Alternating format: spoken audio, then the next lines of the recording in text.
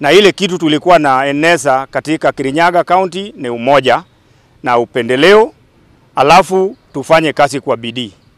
Mpaka saa hii baba alituachia kazi, na hiyo mwenendo yake ndiyo tunataka tufuatilie. Alituambia siasa imeisha, saa hii ni kazi. Kwa hivyo hiyo ufumi mingi tuachene, tuweke kando.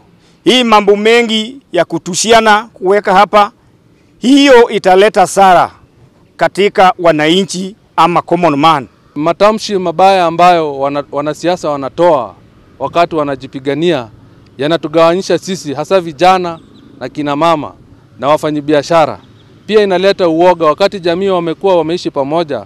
Mwanasiasa anapoleta matamshi ya kugawanya jamii inaharibu kabisa, manake hata biashara inarudi nyuma na tunakosa kupendana. Kiruguya tuko na amani mingi sana na amani kubwa.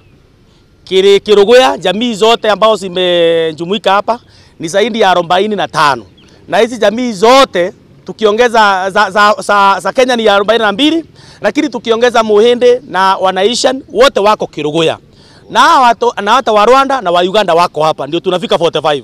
Na kwa matamshi ambayo inaendelea ni matamshi ambayo ni ya kuchochea, matamshi ambayo haiwezi tuletea tuunganisha kama wa Kenya wa Afrika wazalendo.